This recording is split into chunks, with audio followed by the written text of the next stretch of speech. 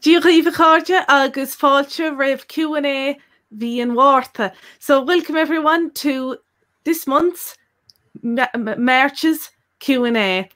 Agus in Jobh tá Eoin, agus Aisling, agus Emmeline. So today we have Eoin, Aisling and our special guest, a new member of the team, Emma, joining us. Martin, ciachúil si for fad? Bránis. Yeah. Right. Anwa her fad. Yn ystafell to hyn, hEoin. Gahanwa her fad. Martin, it's toch a good jury mish for you, Martin. So I guess let's get into it then. And so we'll start off with your questions that you've submitted in the past week or so, but we'll also find out from each other here in the Bitesize team our thoughts on different things concerning Láile Pádraig, St. Patrick's Day. So, but let's get into the questions first of all.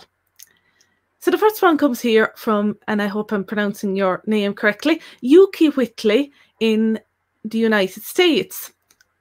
And the question is, do you have any suggestions, resources for streaming or viewing recordings of church mass services as Gaeilge, or resources for prayers, religious formation as Gaeilge?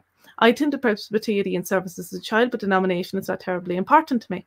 I would love to incorporate Irish into this aspect of my life. Thank you very much. Gurmila Mahagat Yuki.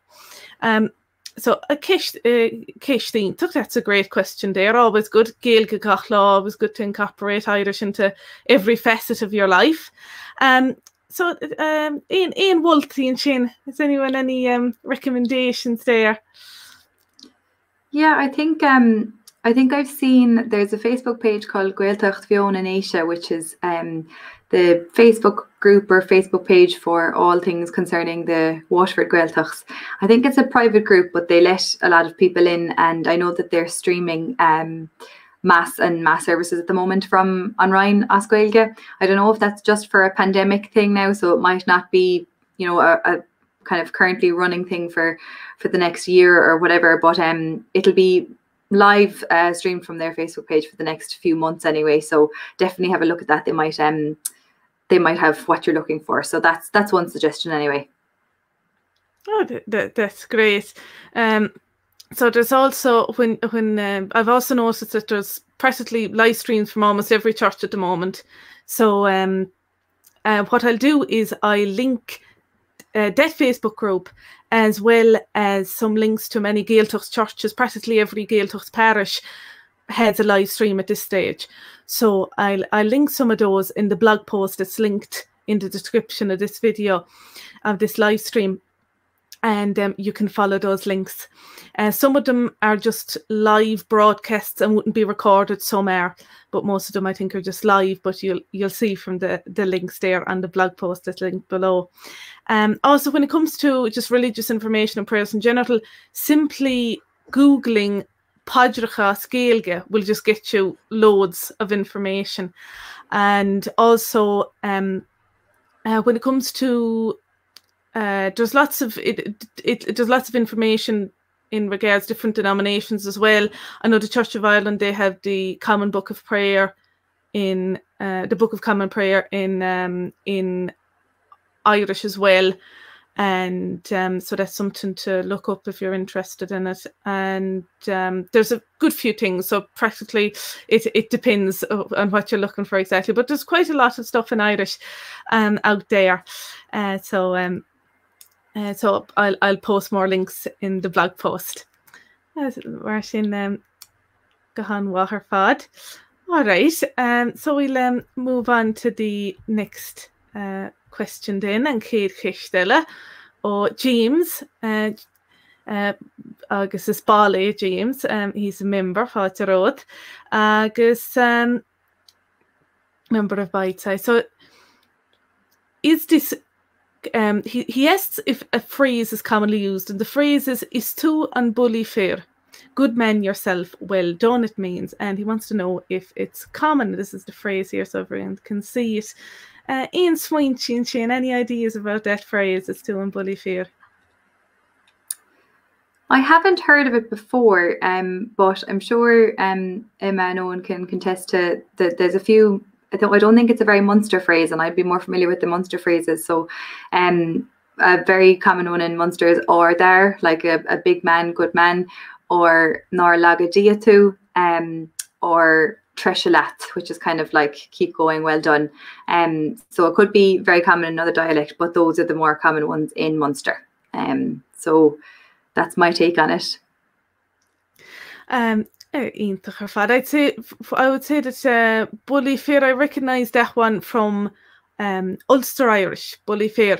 It's fair common, I'd say, in Ulster. And they tend to say it more as Bully Fee. They say it is fee rather than fair, and they often don't pronounce the R.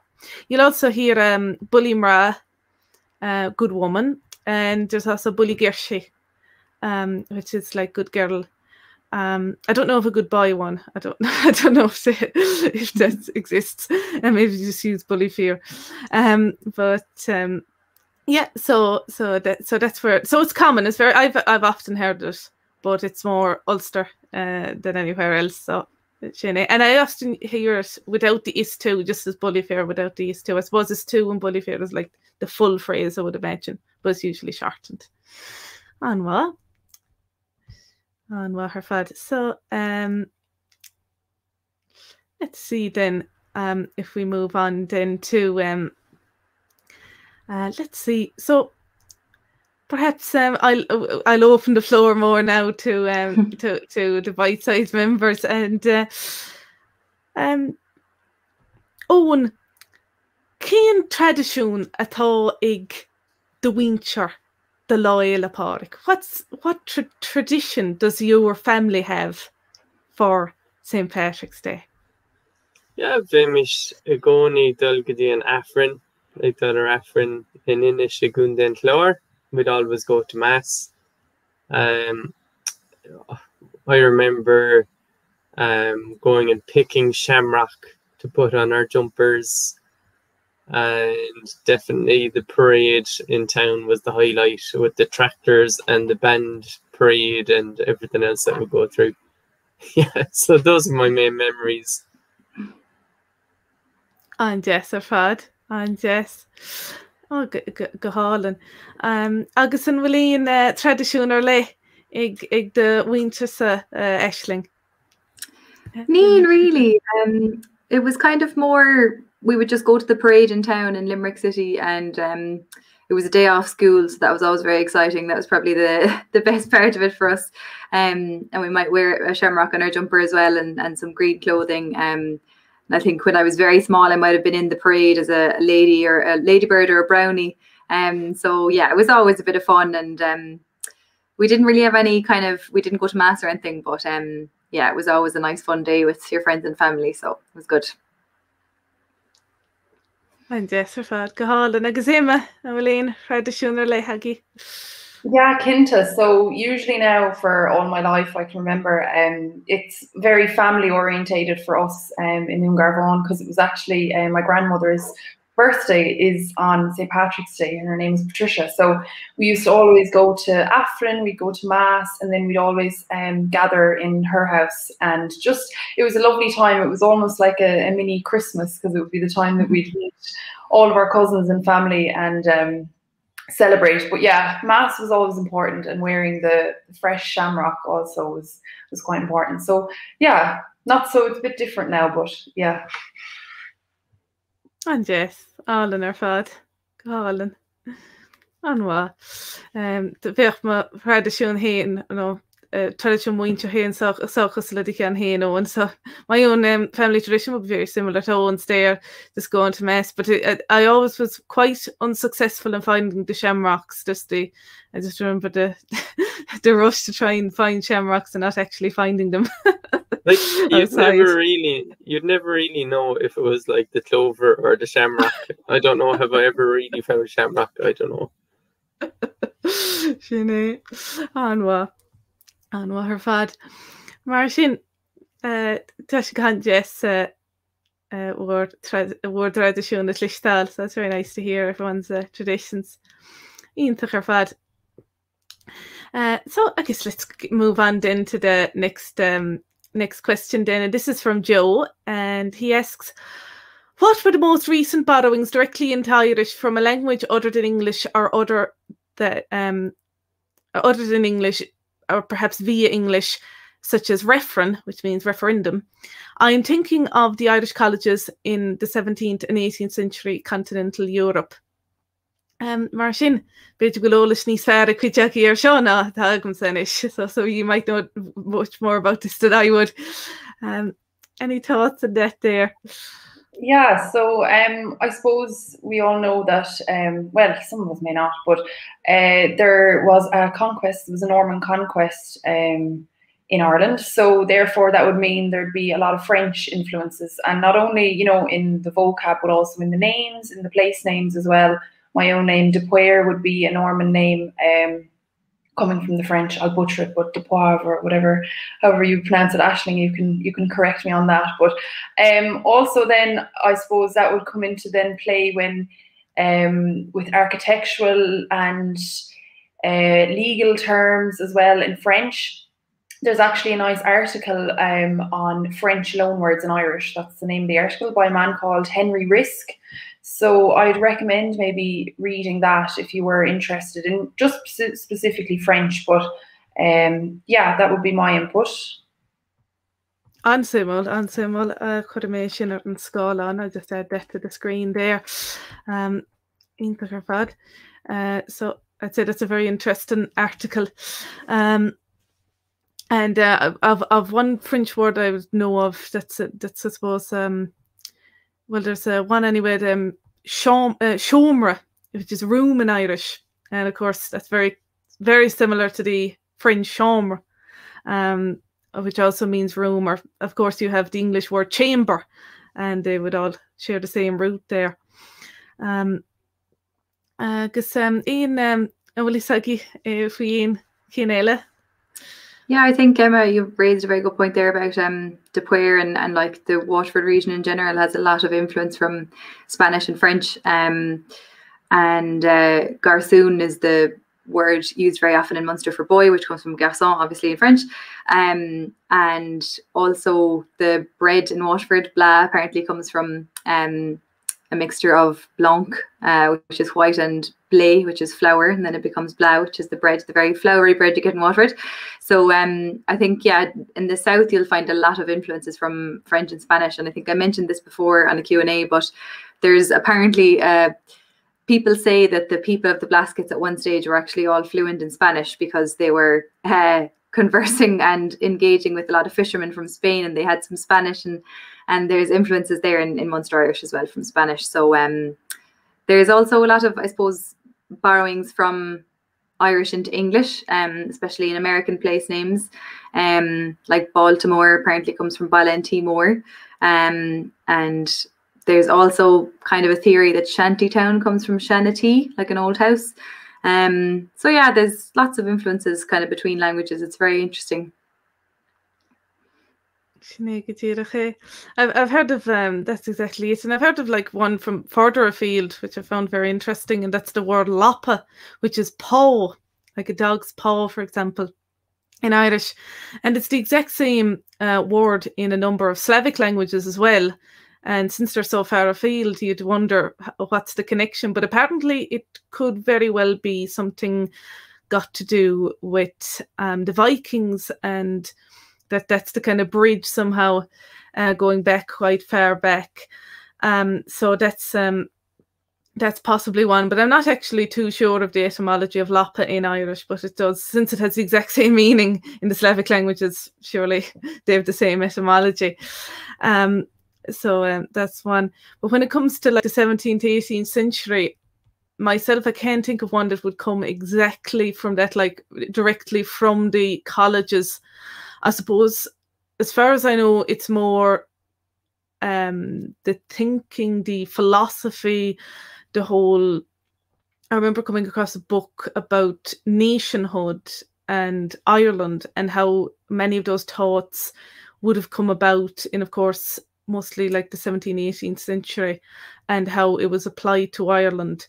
And it, I think, would be more through the effects of those colleges were more possibly on the thoughts and the kind of the ideas rather than, I would think, language itself. But I could be completely wrong. There could be some words out there that did come from those who studied in those colleges, but a lot of the Latin, Greek influences on Irish would be there much further back, as far as I know. So, like, a lot of these words we're talking, but possibly, who knows? Possibly some of the words we mentioned do come from that time, but it's thought that they're much older. But again, it's kind of hard to date when exactly a word entered the language. But it's a very interesting thing. But I'm sure those that article, French loan words in Irish, that Emma mentioned there, would offer some more light on that question. Into her fad. Martin we'll move on then. So the next question then is from John in Manchester, England. Hi all, I'm very new to the language but need to knuckle down in order to noticeably improve. Is it better to complete all the activities in Explore, which is one of the Bitesize Irish membership plans, before joining in with the monthly conversation group? Martin, Ian Sween Shin. Any thoughts on that? Yeah, we give a lot to Explore members. There's a lot of online lessons for the Irish language, and in some ways it's too much. And that's what we found from speaking with our members late last year, that we need to build a better kind of journey through the Irish language when you're learning Gaeilge with us. So we're in the middle of a project of concentrating our courses in the Explore, like the first module, you could say, where we asked ourselves as a team, what are the fundamental rules, patterns that a learner would really want to know? And it was interesting, wasn't it? Like we were talking about, the verb at the beginning of the sentence. Let's have that as like one of the very first lessons. Whereas before it was like later on in bite size, and we were emphasizing Cora conversation more. So that was interesting now. So to answer the question, like, don't hold yourself back too much. Like, it's really easy to tell yourself you're not ready yet to practice any Gaeilge with others, and that's always the danger, that you never feel ready. So Siobhán, I wonder how you would advise that, because how soon should they try to attend a bite-size bio session for Grow members? Oh, well, I'd say that it's really suitable for anyone at any time. And the sooner you get to exposing yourself to spoken Irish and attempting to speak Irish to some degree, the better. Might sound quite uncomfortable, but there is a certain amount of forcing, of pressure involved with learning a language. Of course, you shouldn't force yourself too much or anything. That's not going to help. But there is a certain amount that is very healthy, and so I would really recommend that you do go along. Now, I think so. Like when it comes to any opportunities at all, I would say that you have of at least listening to Irish or speaking however much you can, take that opportunity when you have it, and don't be afraid of making mistakes. That's how people learn. It's like small children or whatever. If they didn't speak baby talk, they'd never learn to speak properly. If they didn't crawl, they'd never learn to walk, never mind run. And it's the same with learning a language, even as an adult. You just need to push yourself a little, push yourself outside of your comfort zone. And that's the thing. So I would say that you don't need to know everything in Explore, for example, or you don't have to go through it all or anything. So I would say as soon as you get the opportunity, take it. That's what I'd recommend, and do the best you can, and whatever is your best at that time, and that'll help you move forward. Gahanwa, agus Awalín sweetie agus Sersian Ashling. Do you have any thoughts on that in particular? No, I think you've said, you've put it perfectly, really. There's no point in trying to hold back and thinking, oh, I might be better waiting a while. You're better off just go for it. And it's better to learn with a teacher there live to help you and other people who've been through the same struggle as well. You know, you can laugh at each other and relate to each other. So yeah, definitely there's no point in kind of waiting for the perfect moment. You may as well just go for it. And you'd surprise yourself as well how much you're able to read and pronounce and everything. So yeah, I'd agree with everything you said. So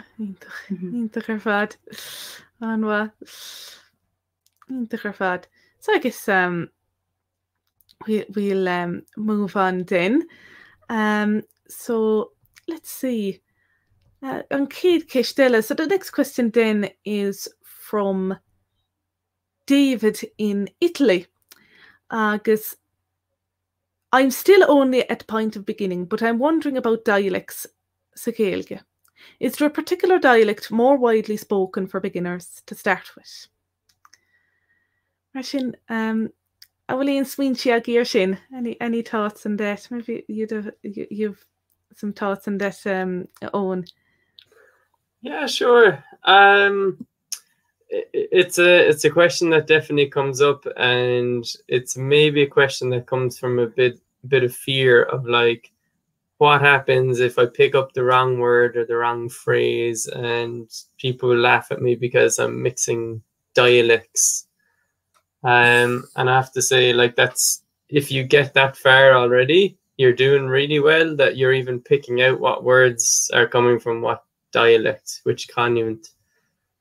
I wanted to make the point that, like, a generation, or at least a couple of generations ago, before the age of media and TG Cahir, people in different regions in Ireland just wouldn't have been exposed in the same way to other dialects. And I can imagine how it could have been almost like another language that you had to tune in your ear to over a week to understand. It's sometimes a bit like that for Donegal Irish for me. But like, I'd say don't worry, really. I'm not really answering the question. I think Aisling might be able to answer the question more directly. But whatever words or phrases you pick up and whatever dialect and blas, your accent you pick up, fantastic. It's very nice to hear. And like, my kids are learning, like, not to put the school down, they're learning Gael Scottish. The Irish that you hear at every Gael school in Ireland, okay, they do vary where you are in the country.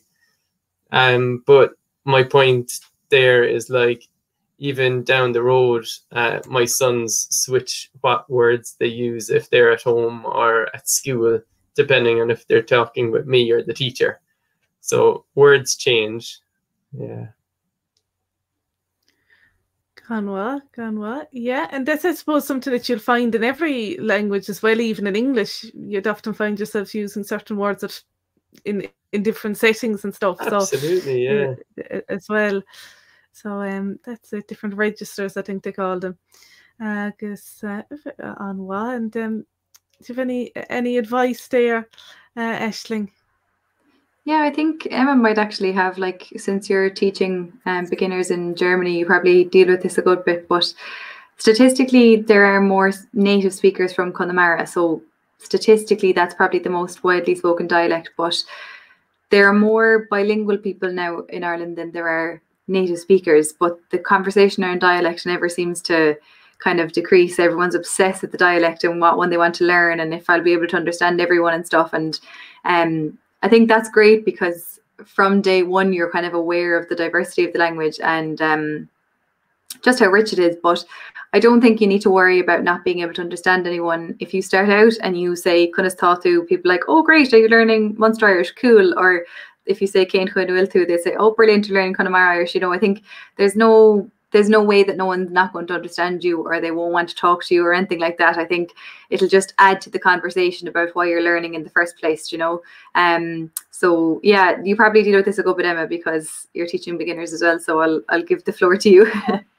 Yeah, no, you hit the nail on the head, Aisling. So I teach beginners right through in the university here in Germany, and actually the funny thing is my predecessor was a man from Donegal. So all of the students that I had come into had been learning Donegal Irish for a year, and then I barged in with my Munster Irish, so total different dialect. And I think it opened, I don't think there were, there was maybe a bit of pronunciation issues where when they don't read the word and I was just saying the word, they said, okay, you said something different there. But it actually gave, it gave us a lovely opportunity to have discussions, a couple of arguments as well on what they think that sounds nicer. But I found it lovely because they started with nothing and they started with Donegal Irish, but now they're very aware of the other dialects. And that's something that I like to tell any student starting. You don't have to stick to a dialect. You can learn a mix if you want. Many books, if you're reading certain books, you will see, different books. One will be made in Connemara, one will be, you'd know it's a Munster book. But it's just being aware, and I think everybody's aware, and I'm no expert on the other dialects, but I just have an idea of perhaps what would be used. So nowadays I think it's a nice, it's not as difficult as it may have been many years ago because there's so much material available. That's exactly it. Oh, that's exactly it. Like, especially with like even on the news and Raidió the Gaeltachta, like the news is like in the three main dialects, the local news, which is great for getting your ear accustomed to the different dialects, just to listen to the main news and then to keep listening for the local news, and they'll go to Munster, Connacht and Ulster news, and it's very good that. And that's the thing. Everyone's pretty used to it, all right.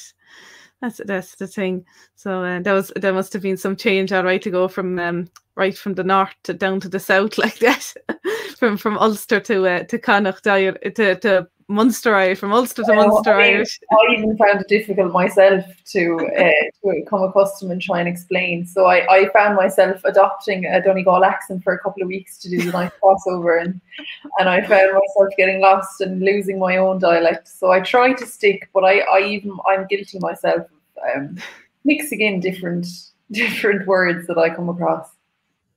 That's it, and sure, I suppose that's another controversy, because is there anything really wrong with that? It's like in English we use Americanisms. Some people might have reason to use some phrases or particular words from Australian English because maybe they've lived there or something like that, or they watch a lot of Australian television or something.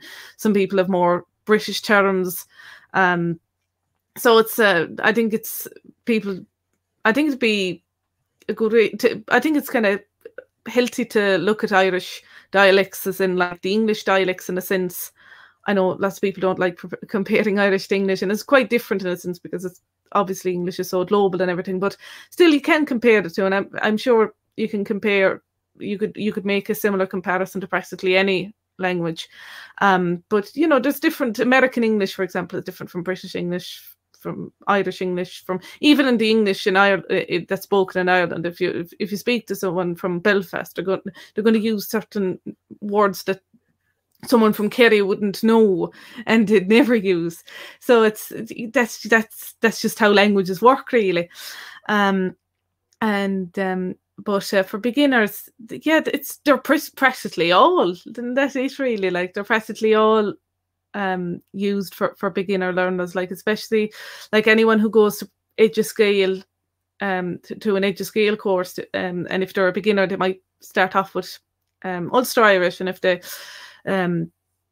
go to a course, let's say in Munster, they might start off with Munster Irish, and that's kind of how it is. And the same for Connacht. So they're all popular. For beginner learners, I'd say. Conwa. So so before we move on to another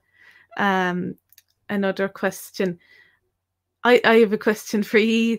Martin, Emma, an bhfuil chuimhní Jess agat ó láil a páric go háirithe le Lindóige. So have you any nice memories from St. Patrick's Day, particularly during your childhood? Yeah, and I know you touched on a very similar one there. But yeah, no, of course. So obviously I mentioned that it's a big family day, but when I was a child, I was in the parade every single year. But the funny thing was, it was never for the same thing. So one year I was there at my school. Another year I was there for a music group. You know, I was a very involved child, and I never, you know, pursued any of my careers.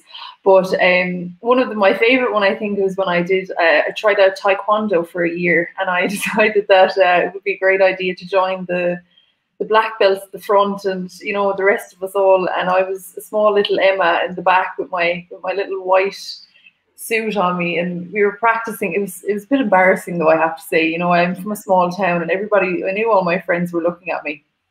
But yeah, that was probably the best one. And when I got a bit older, then I decided that I would give up my job as a parade walker and become the local face painter for it. So I've had many a happy memory face painting, adults, children, anyone, you name it. So yeah, it's just great fun, I think, at the end of the day. That's lovely. Those are lovely memories. Great crack. Agus Aisling and William Chivney Jess or Le Hagatsa. You have any specific nice memories from the day? Similar to Emma now, yeah, I did love a good parade, taking part in the parade, mainly with the brownies at the Ladybirds. But I can't remember where it was in Limerick City, but we all used to wait in this big kind of yard to be called out, you know, when it was like you're going out on stage for the Grammys, like, you know, it was a big deal, like, and you'd be practicing your march, kind of walking up and down, and it was very funny. Like, I was only probably 5 or 6 and trying to spot your mother in the crowd as well to see if you could see them. But yeah, that was always good fun. And you just have, you know, there'd be all the different communities around the city would take part. And I remember the Chinese community had like a big dragon one year, and it was great. So it's become so much more, I think, in recent times, because there's so much diversity in Ireland now. It's really nice to see different communities coming together and stuff. It's great. So yeah, being a very important figure in the parade was my highlight of Paddy's Day. Agus Eoin and William Cuivner Le Hagatsa. Do you have any specific memory? This is mean of like an Aimshire, like is Covenham Cúptor, like we club Schnachtem Mervic or if Schnachte Titum as being the band members like shined as certain the club Schnachte Bull and the Mairna. So like the hailstones hitting people's fingers as they played in the band. And then like another year where it was almost like summer. That was like, I guess, about 10 years ago. And yeah, I got pretty drunk with family who had come over from Slovenia for that day. So I was telling them it's nothing like this usually. I'd say I got sunburned. But yeah, a mixture of like extreme weather and the social bit of it. Yeah. And yes, on what? Integrevad. What food is everyone? It's Covenham trí himpeist bhí muid sort I dranglum tráchta istí I baráid a Gaeilge nor bhí me fásta. So we kind of got into a traffic jam in a parade in Gaeilge when I was a child, and it was very unusual because we're driving so near to the so they're doing a detour, and I don't think they've actually had the detour set up too well. So you're kind of almost in the parade driving along as well, and we're just looking up at the floats. And it was a lovely day. It was very good weather. It was like a summer's day now. So that I remember that well. That was an odd one, not expected. You always have to be careful of the parades. They can be because it's always the Sunday before or the Sunday after as well, because sometimes it's not even on the day, so you never know where you're driving. Well, of course, it's not the case this year, but other years, if you're driving somewhere the weekend before or after, practically any time around that, you just have to keep an eye out and see when there's going to be parades, because who knows when there will be. And that practically closes the whole town down as everyone's out, and it's there's there's great fanfare and everything going on. Yeah, it's like the one day of the year that towns like shut down consistently. It's very interesting. Yeah, and everyone's out with their green hats, and it's a great opportunity to wear green as well. Anwa. Martin, bugging me Shirai Martin. So let's move on then to our next question, which is from Christine. And Christine asks, how can Irish Americans observe St. Patrick's Day appropriately? As in the way that is done in Ireland. Goramagat hain, Christine. Martin, then I will in Sween if I could Ershin, Emma. Yeah, Kinta. So of course we just told you our memories anyway of we used to spend it as children. But yeah, so Irish Americans would always want to try and do it as authentic as possible, and of course you should. So I suppose there's no set in stone rule, like Christmas time, you'd always have a turkey or Thanksgiving and whatnot. I think many people spend it differently, but I suppose the overall blanket thing that everybody would do would definitely be wearing some item of clothing that would be green. You don't have to wear a full leprechaun suit or anything. You can if you want, but it's not something that's needed. A lot of people would just wear fresh shamrock on their lapel of their coat, or if you can get fresh shamrock, as we heard that it's very difficult to get, you could wear a badge, like a little shamrock badge or something, a little Irish flag and that. As well as that, a lot of people would go to mass. They would still regard it as a religious day, but if you yourself aren't religious, that's also totally fine. But I think as well, what's quite important, and we haven't mentioned yet, is maybe try, a pint of Guinness or an Irish whiskey or something, just to mark the day. It's more so just marking the day rather than, going all out. It depends. And I suppose now in these times, it's a bit more difficult to do, what you would usually do, which would be, go out and watch the local parade, or if you are abroad, watch the parade on television. But what is really nice, I suppose, it's kind of a silver lining of all of this, is the online events that will be taking place this year for St. Patrick's Day. Because of COVID-19, obviously there is no chance of an in-person parade in Ireland anyway. So there is a website, stpatricksfestival.ie, that actually has an events page with talks, music sessions, cookery classes, you name it, and it's there. So I think it'll be a bit different this year, but it would be, I don't know, I think it could give you a bit more of an insight into Ireland and the culture, and not just, wearing green and parade. There's a lot more to Ireland, and I think we're focusing more on that this year, celebrating Irishness and Irish culture, music, traditions, storytelling. So maybe have a look on St. Patrick's, stpatricksfestival.ie /events. That would be the best option. But I would say definitely I myself will be having a little Jameson whiskey. So I'd say that would be the best thing to do in these times anyway. Anwa her fad. Anwa. Might ward away any illnesses as well. Kill the germs. Anwa. Sinead, agus Eoin Wultiela, any other suggestions or recommendations for how to celebrate St. Patrick's Day? I just thought it was a great point of like marking the day, doing something. It's nice symbolically just to do something. I really like that, Emma. Yeah. Oh yeah, that's very true. And I suppose it's like the American way. I know people that might think of the American way as being a particularly American way, and I think that's grand, I would say, in my own opinion. If you're an American, you have your Irish American way of celebrating St. Patrick's Day. Good on you, fair play, Rich. That's your tradition as well, So that's the thing. So Anwa, and also I'd like to mention that anyone who's who's watching live and has commented or asked any questions in the live chat. We will come to those as well more towards the end. So we're very glad to have you all joining us today. Marcin, on so we'll move on to the next one then. So the next question then is from Peggy.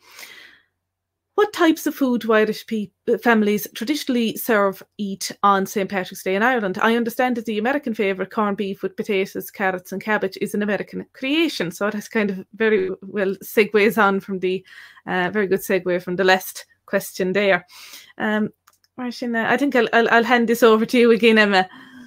Yeah, I'm the token celebrator here, I suppose, because I'm abroad in Germany. I have to try and clutch on to whatever I can here to try and, you know, make the Germans remember that I'm an Irish woman. But yeah, I suppose, again, as I said, there's no set anything. But I think, well, for me, my grandmother, I suppose, because it was her birthday as well, she would make a day of it. And traditionally, we'd either have bacon and cabbage. So that is a very traditional Irish meal, one of my favourites. You'd add maybe turnip with it, potatoes and that. Very hearty meal, but very simple. As well, an Irish stew is always a go-to, and especially it's still a bit cold outside the weather. Well, depending on where you are in America, but you know, an Irish Guinness stew with lovely beef, mashed potatoes, and a nice side dish to add to that would be colcannon, which is very typically Irish, which would be just mashed potato, but in it then would be cabbage or kale if you can't get any cabbage. So you just chop that up and mix it all together, and that's typically Irish, I think. Yeah, the idea behind, you know, corned beef in America, it came from, well, as far as I know anyway, there's a couple of ideas, but one of the ideas is that with corned beef, it was actually, beef was a luxury in Ireland, and when the Irish immigrants travelled to America, they saw that corned beef was actually very cheap there, so they thought, wow, okay, we can't get this luxury at home. And I think that's one of the ideas behind the tradition of corned beef. We wouldn't usually do it ourselves in Ireland, but it's very much an Irish-American tradition, and which is great. But yeah, and top all at the end of your dinner, an Irish coffee, which would be then just coffee with drop of whiskey. I sound a bit fond of the whiskey, don't I? Drop of whiskey in the end, and then on top a lovely layer of just slightly whipped cream. It's delicious, and I highly recommend it, even before your dinner or after, as a dessert. Delicious. Anwal Erfad is a great suggestion. That's it. You possibly won't remember the dinner then, however it was. That's it. And that's the thing about the corned beef, I suppose. In Ireland, we wouldn't be too used to it. It's more like something you'd have in a camping trip, isn't it? It's not exactly something we'd serve. But those are great recommendations there, Emma.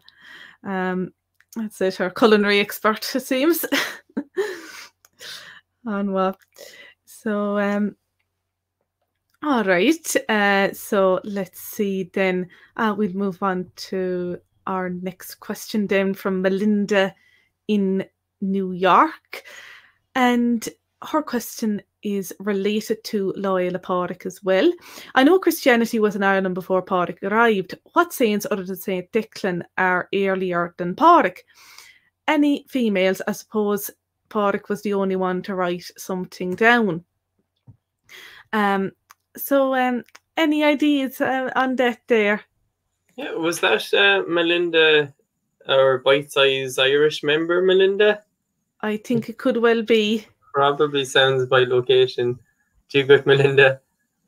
I found this question interesting. I'm no expert, so it's just what I read up. But we can't leave out Niamh Breed, St. Bridget, who didn't come before St. Patrick, but it looks like by accounts that she was born during his lifetime. And symbolically, like, she was maybe attributed to a lot of the same values of the goddess Breed. So did she take on the name of the goddess, or was that given to her? Probably, I don't know. But attributed some values like healing and poetry and protection and domestic animals. And the 1st of February is her feast day, which, is it 1st of February is in bulk? Is it that specific these days? Yeah, so, I think it is. I think, yeah. Interesting, yeah. So for breeds, Naomh breeds, it was really part of this connection of the old pagan pre-Christian ways in Ireland and finding like a path for those values into Christianity in Ireland. So I really find that intriguing. And you see similar themes happening throughout Christianity. So I do find that very interesting. I did have a question. Did Naomh Pádraig, did he write stuff down? I assumed not, actually, but I could be wrong. There's the Confessio. So if my memory serves me right, he wrote it in Latin. If my memory serves me right. So, and he possibly had more writings, but I know that he did have his Confessio. Other than that, I'm not too sure if anyone else wrote anything down at that time, but possibly, possibly, I suppose a lot has been lost as well. But there was the Confessio, I know of that, which is pretty much like, well, it's confession. So it's a bit like a year an autobiography in a way as well. So that's how one of the ways that we know so much. As well, so yeah, it's something else, and of course the St. Patrick's breastplate, as well, that Crease Lum, that prayer. I'm not sure if he actually wrote that down. I'm not, or if that just was passed down through, but through oral tradition. I'm not too sure. But we do have some very old manuscripts, but I'm not by any means an expert, but that's it. And there's also, I suppose, when you're talking about, you mentioned there, Eoin, about the thing about the overlap there, like the older pagan world and Christianity. And I was thinking, that reminded me there of how that's also present in Irish mythology, and it's like Oisín Díar na Nóg, the story about Oisín agus so the in Tíar na Nóg, the land of the young, the thing is that agus Niamh Cinóir, of course, Niamh of the golden hair, but it's seen that it's been like that story probably existed before Christianity came to Ireland, but it's in some of the in some versions of it, you have St. Patrick towards the end, and he meets Oisín when he's a really old, decrepit man after falling off the horse. Sort of spoilers there if you don't know the story, but and he I think in some versions, I think Oisín goes around the country with him in like his last days or something, and in some versions he just baptizes Oisín. So it's very interesting that there's been those additions to the stories, bringing in saints and stuff like that into the old mythology.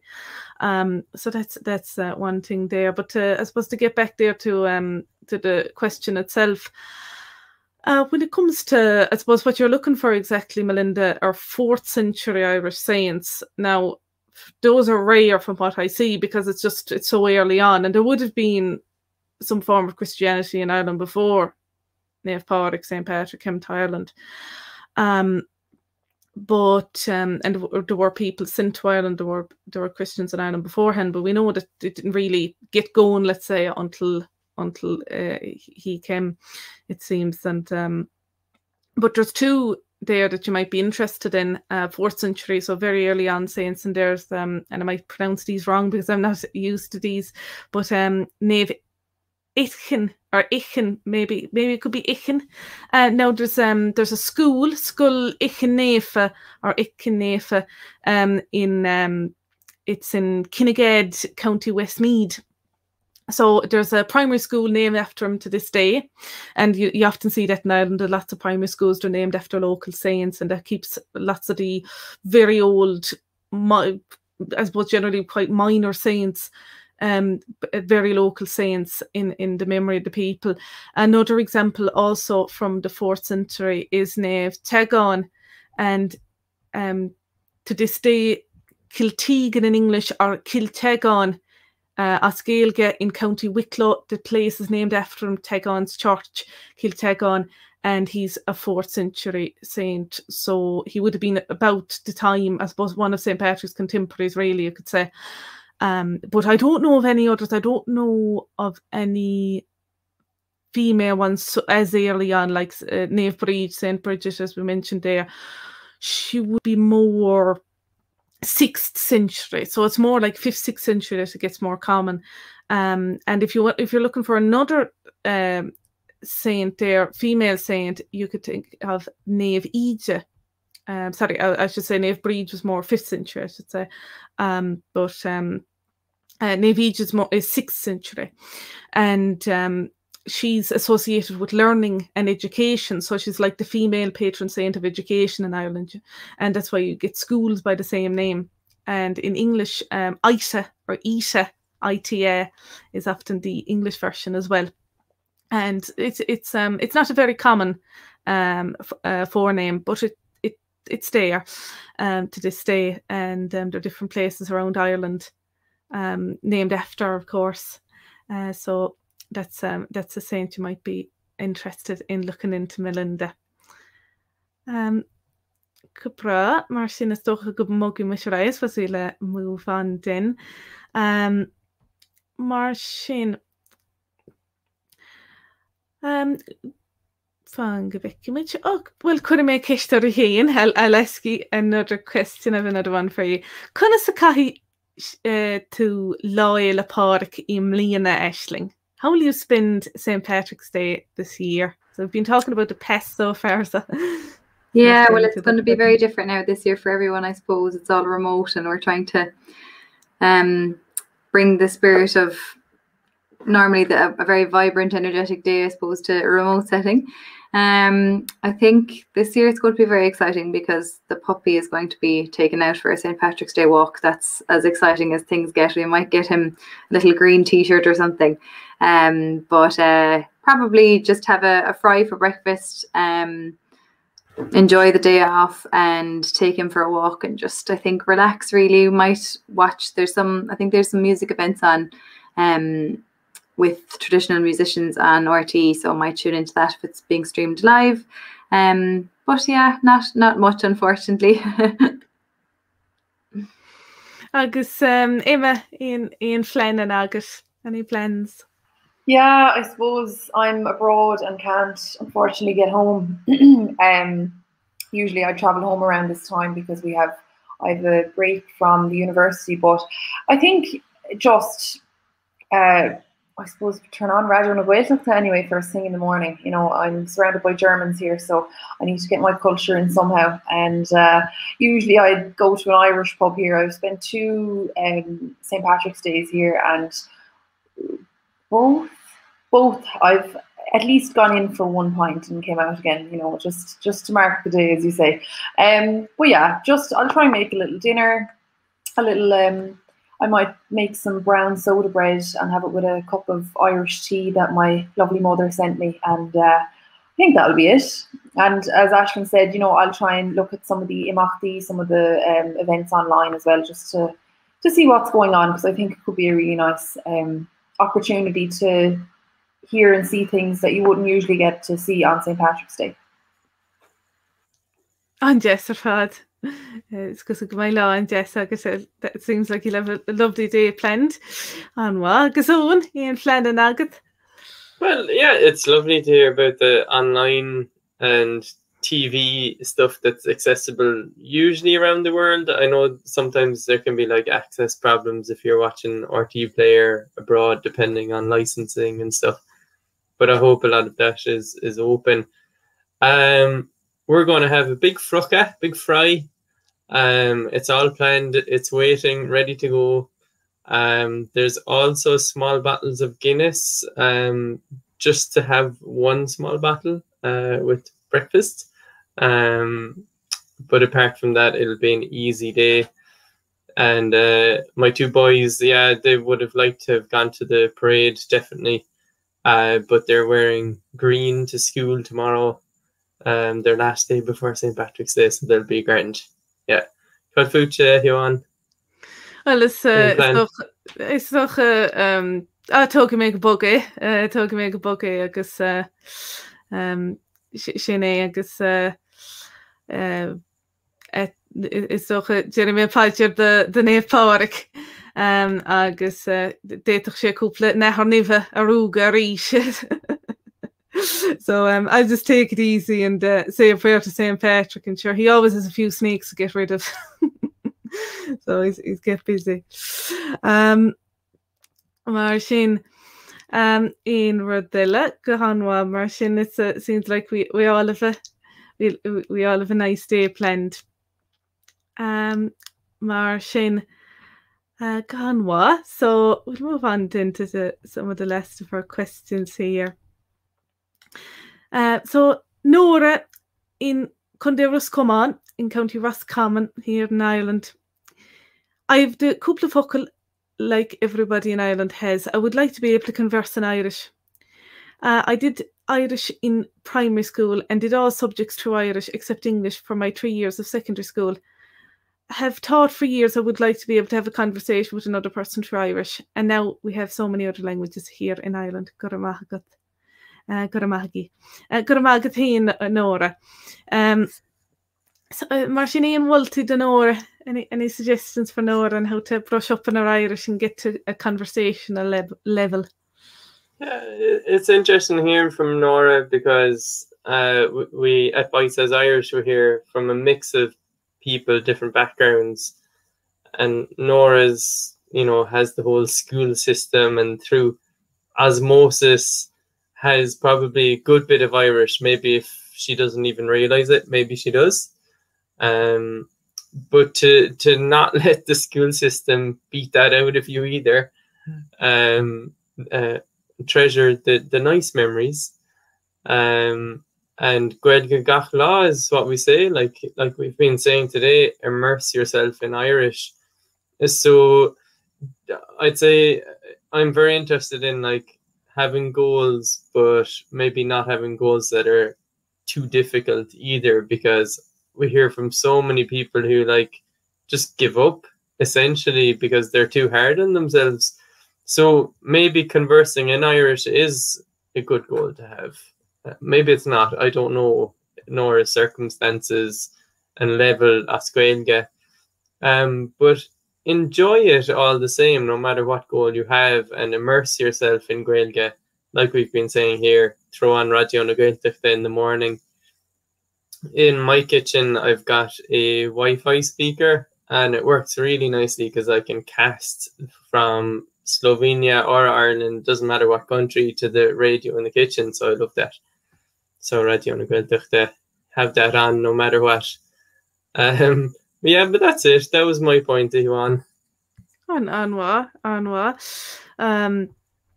And that's the thing I'd recommend, all right, the Gaeilge gach lá, as you were saying there, Eoin, and that's the thing. And it doesn't matter your age either. Like, it's the thing about keep it up every day, just a bit every day even, or as almost as often as you possibly can.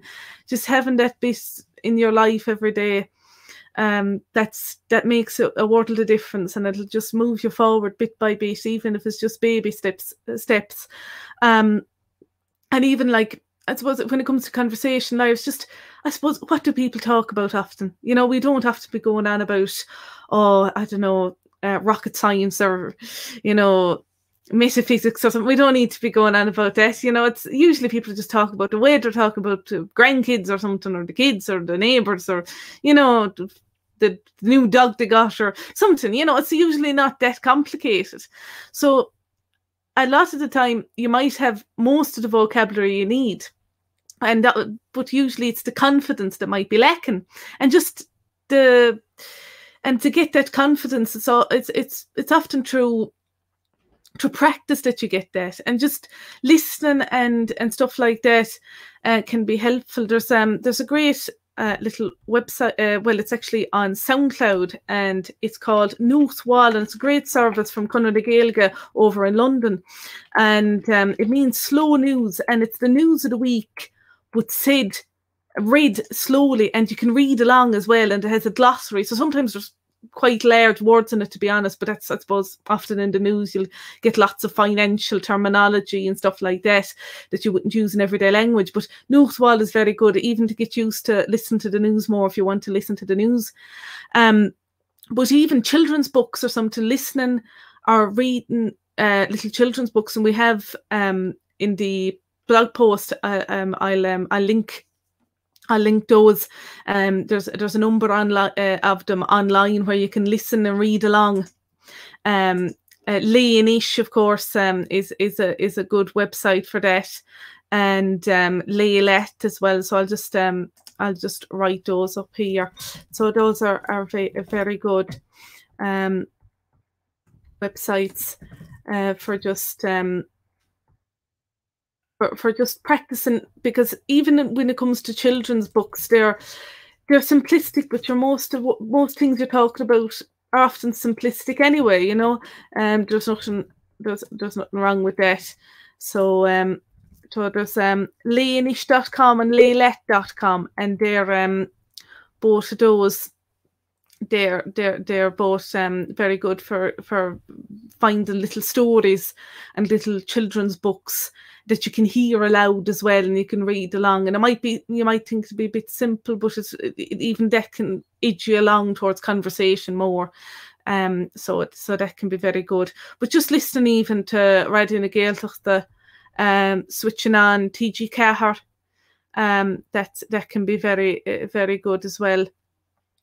And just getting yourself accustomed more. And if you can find a little Circle Cora as well, of course, as part of Bitesize, we offer Bitesize Bio, which is a weekly conversation practice session, spoken session. But you can there's also Circle Cora, as they're called, and you can, if you just Google that, even you'll find loads of results of those online these days, of course.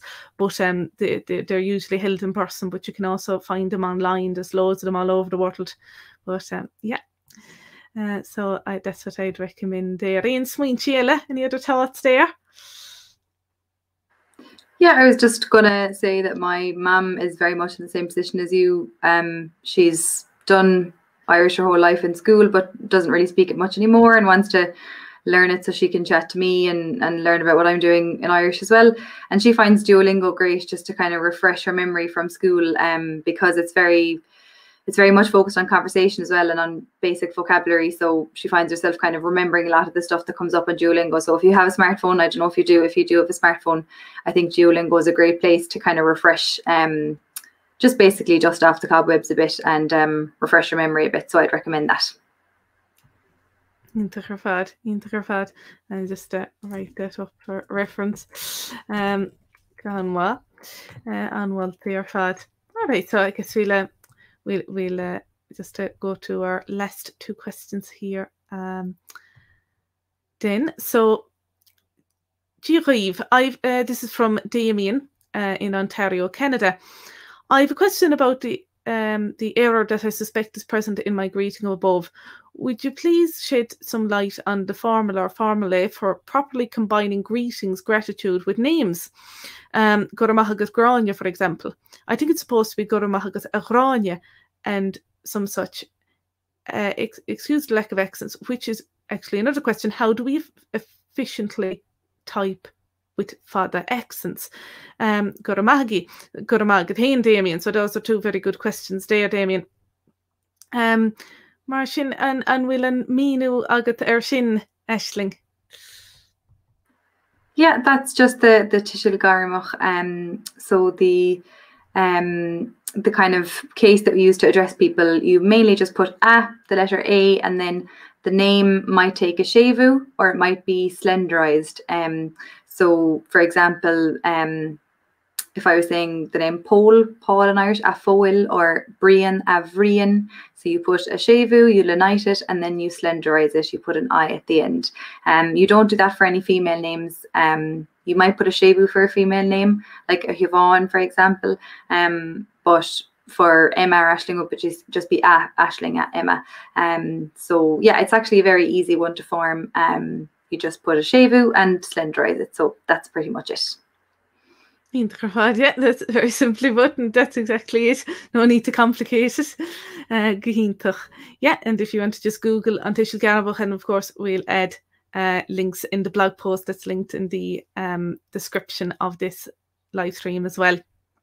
So, and also when it comes to the fathers, so we do have a page. Bitesize Irish has a blog post on how to type the fada on different types of devices, because it does depend on which country you're in. It's easier if you're in Ireland, because your computer would already be set to some sort of an Irish keyboard.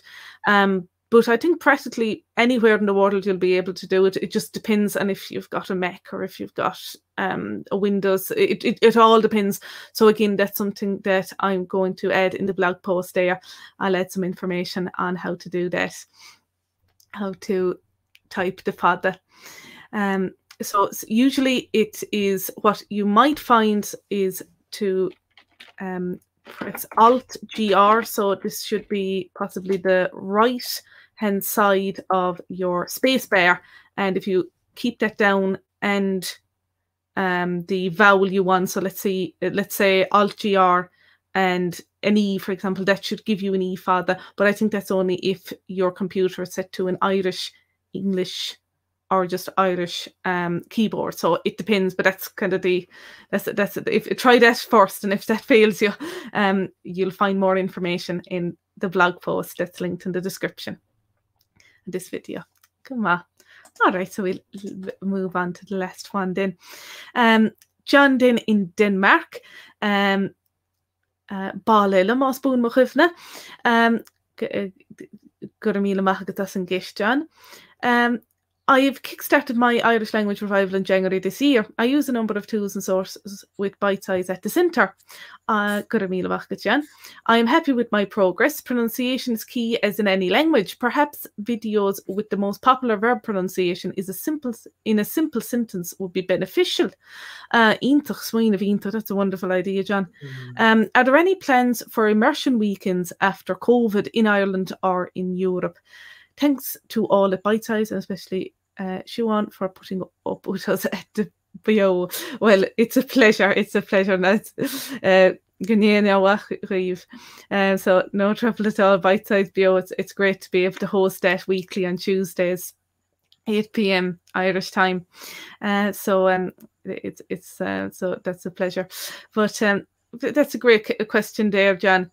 So does anyone know of any plans for immersion weekends after COVID, or is there any plans so far? Like, I haven't come across any, but surely there's kind of latent demand. I would answer as well to say, like, reach out and can you set up your own session?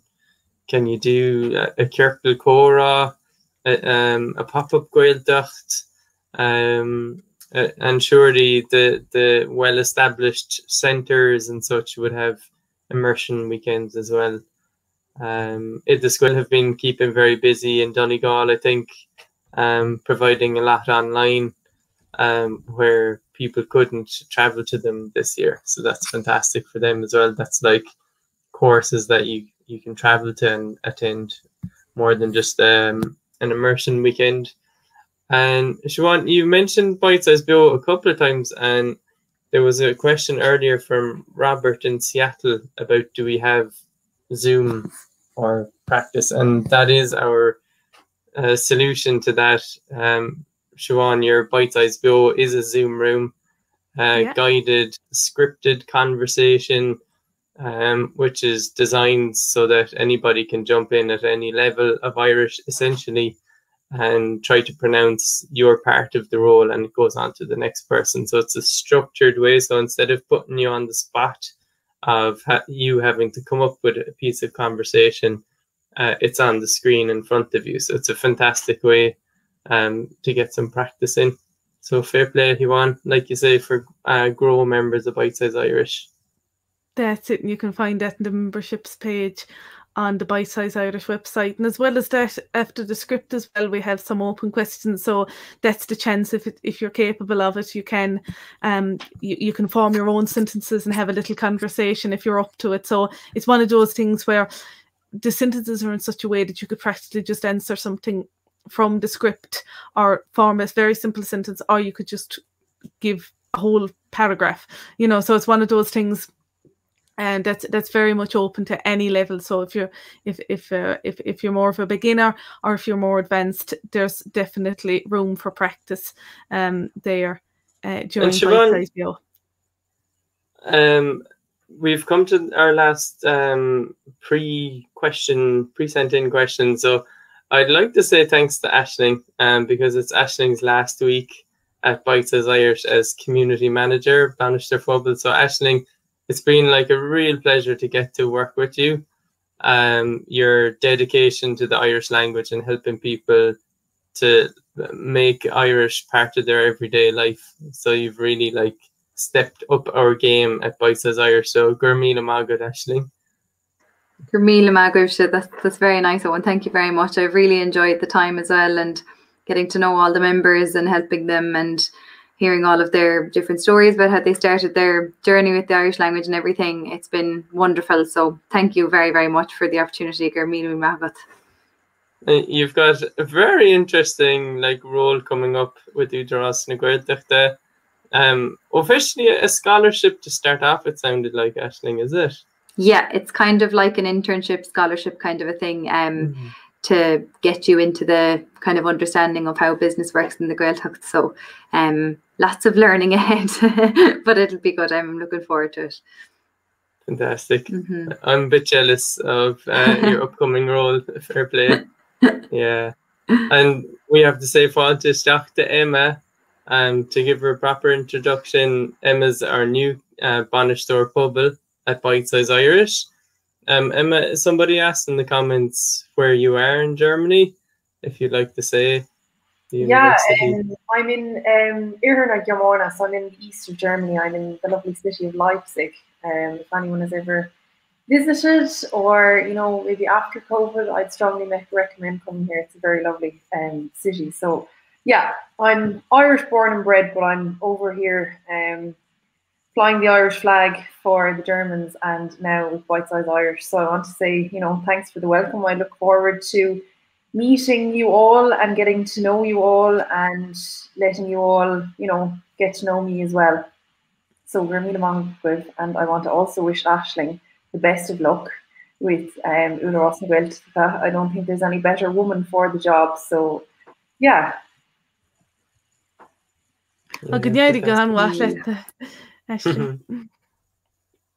Curtu go mór le Bitesize le Linda Raifsin seo. You really added to Bitesize so much while you're here and thought outside the box and how to move things forward.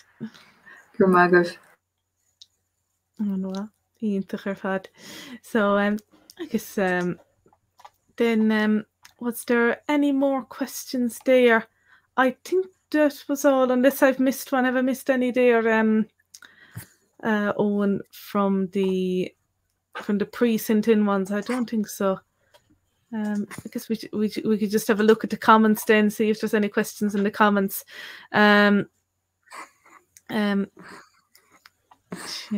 Just a thought there on the confessio that I mentioned there. So that's something definitely to have a look at online. So let's see then if there's anything. So let's see if there is anything here. Come on, so there's a question. Yeah, a bit unconscious, so it's a bit grammatical. So I've run across VOS syntax in Irish without the usual ag or as a signal, am I missing something? So that would be verb, object, subject. So the ag, trying to, what in swing sin? Any ideas on that? I'm not sure I understand they're talking about the verbal noun or the later verb. Perhaps that's it. So, yeah, sometimes you wouldn't have egg, not necessarily would you have to have egg, I suppose. Like you could say, lán páric, ní páric, na gréhre, páric, wash the dishes, you know, you wouldn't need like that's a preposition there, egg or air would be a preposition. Yeah. So we wouldn't always need a preposition. So that's why I guess that's the answer, I guess. That's why you don't see them always, because you wouldn't always need a preposition in a sentence. So did anyone see any interesting comments there? Beidir gwachtú ceann and you know one. Bhí cúpla ceann. The Carlos is as Mexico though, so Anna Emul. How often do you see ta cúpla focail agam and the other kind of standard phrases? And people can hide behind these phrases to say, sure, nílach cúpla focail agam. I don't have many Irish words. So I guess, yeah, if people are put in that situation, you'll hear it quite often. But yeah, to get past that phrase. And if I can jump to comment above about how is Bitesize Irish doing and are we optimistic? We definitely saw that people during the first wave of the pandemic in 2020, there was like a pronounced time where people were really buckling down and studying Irish because, like, what else could they do? And it was a fantastic thing to do. So we've been doing like remote learning essentially for a long time at Bitesize Irish. So we were in a good position. And are we optimistic? Yeah, I think so. Like, there's always new tools, new resources coming out, which is fantastic. There's this like ecosystem of Irish language, isn't there? Irish language speakers and learners.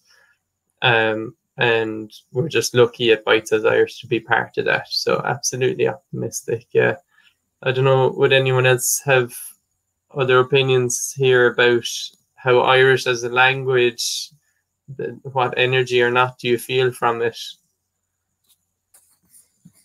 I think, sorry, Siobhán.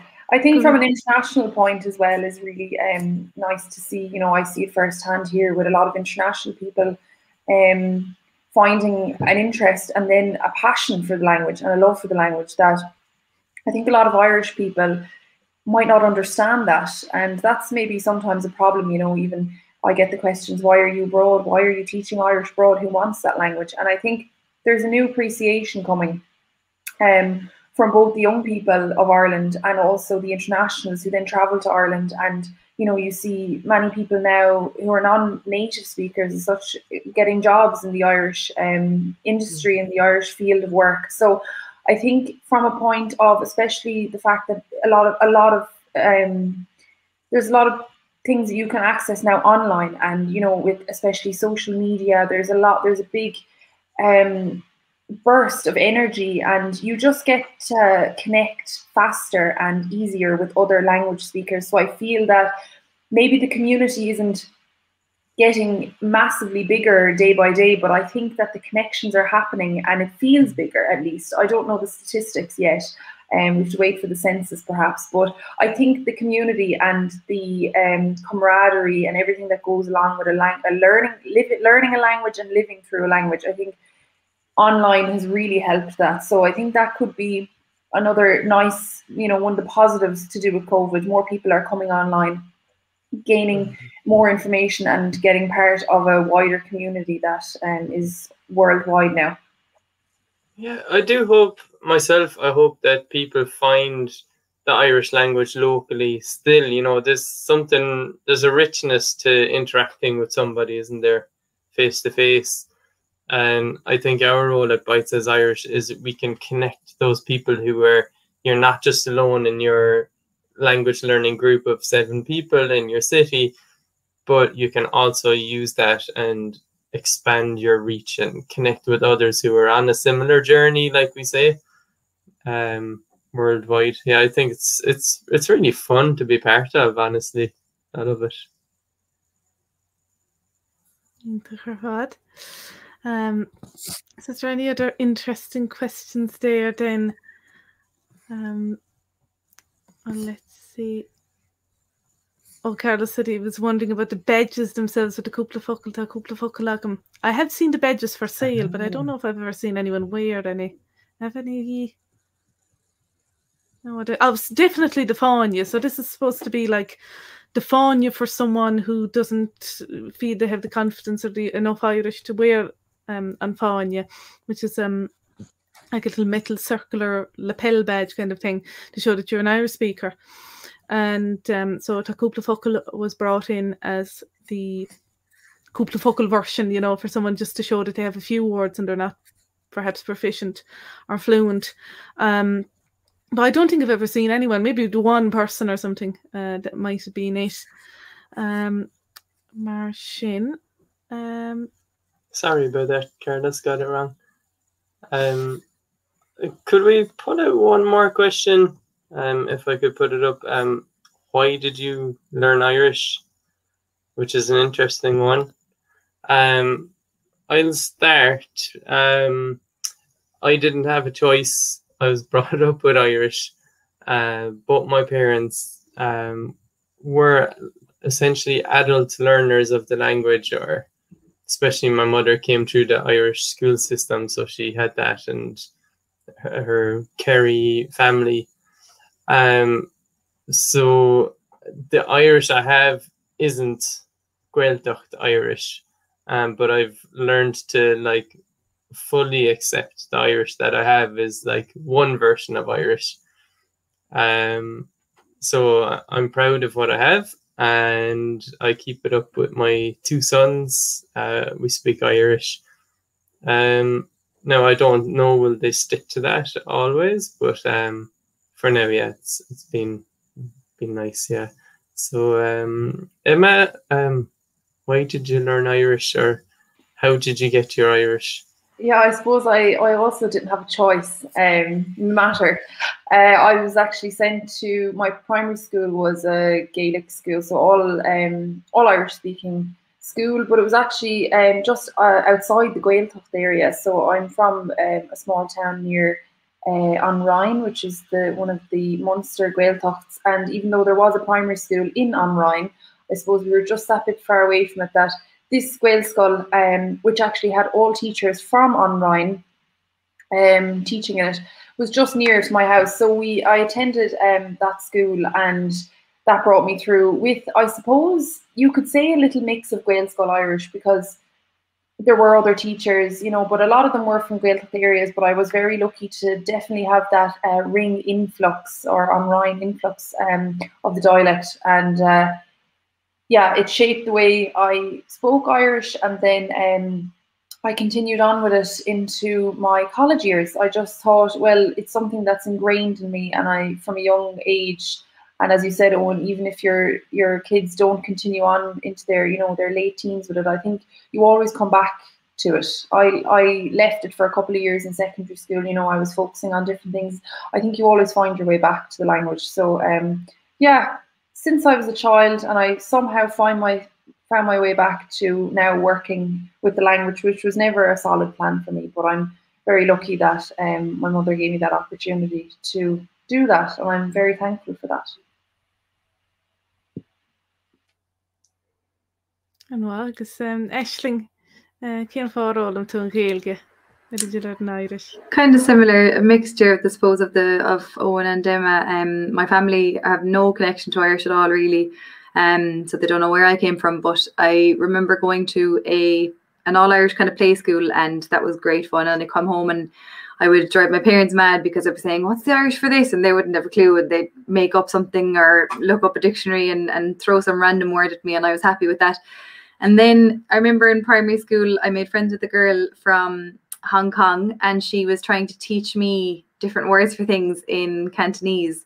And I lied to her and said, yeah, we speak Irish at home, so I could teach you Irish as well. And we didn't at all, but I wanted to have that kind of connection to my language. I couldn't understand why we didn't speak Irish all the time, because she was from a place where they had a language. And I was like, okay, we're Irish, we don't speak Irish. That's really weird. And I kind of wanted to learn it.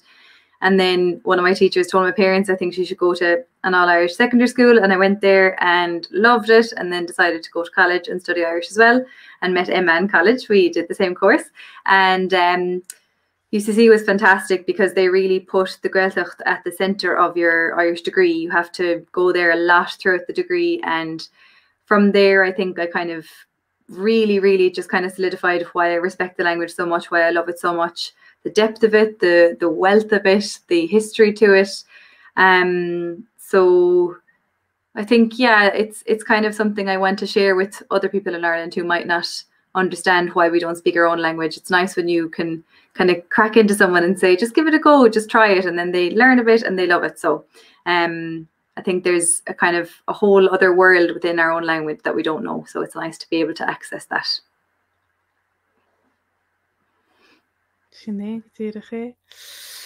I suppose for myself then, like, there's been so much Irish at home. I suppose you could say I was brought up bilingually. Like, it was only today I was thinking that I didn't know the word piglet until I don't know what age I was. I would only know bonav. And I didn't, you know, if I was speaking in English, I'd just say, oh, look at the bonav or the bonavs or something. Or I didn't know the word piglet. I was thinking of that today. So, but since my early teens, I only spoke Irish at home, and that was mostly sort of a conscious decision. But before that would be more a mixture. But then it was like, that was it, just to make sure that it was. I wanted to really make sure that every word was in Irish as Gaeilge, and so it's from then on, the Irish has been a daily part of my life. So it's been the home language since, and it's a language I hope that I'll speak every day until the day I die, and that it's to pass on as well. I suppose it's when it comes to how I learned it, then it's, you know, there's so much you learn from speaking, and then there's more that it involves book learning, to be honest. You know, there's you learn about the grammar. I've always loved grammar. I mightn't be the best at it now, but still, I'd love looking up how a sentence is structured, what all the different parts of the sentence are called. It's amazing stuff. And the thing as well with languages and with Irish is just listening to the radio when I was a teenager. I used to be glued to Raidió na Gaeltachta and just listening to all the different dialects and everything. It was fascinating stuff, and all the different words and phrases, and how you'd love, like, there's some words I just love from a dialect I wouldn't speak. For example, like, there's some phrases and pronunciations in both Munster and Ulster Irish, because my Irish would be more Connacht Irish, but there's just those words, and I might even just use them because I prefer them more, and sure, what's the harm in that? But yeah, so it's a mixture of actually just speaking Irish, and also, you know, a bit of book learning as well. I suppose we can say the same for English as well. You know, we all did English at school and everything to some degree or other. So that's how I've learned Irish. An bháthair fad. Mar sin is dócha go bhág muid an sin the Nacht. That's just a gairy socht yarnach. So I suppose we leave it there for tonight, as it's dragging on a bit. Well, it's getting a bit late in the night. So so it was lovely talking to you all, and agus fáilte reis, well, ní fáilte reis, ach fáilte rót Emma, agus slán ó chrí deisling, agus so it's been a sort of a bittersweet Q&A this, and it's I suppose a new year in a sense with St. Patrick's Day coming up, so in a sense we could think of it like that as well. So it was lovely anyway talking to you all, and I hope you all enjoyed the answers to the questions and our own input on our thoughts on Láil apáric. Martin, bhí sé gan Jess bheith caintli for fad agus fági mé fuh híine an chuideile. Yeah, very nice to see everybody who joined us today as well. As Aisling Gurmagut is Emma Gurmagut. To our host Siobhán Gurmíle Magut chuma. Gurmagut. Slán go fód.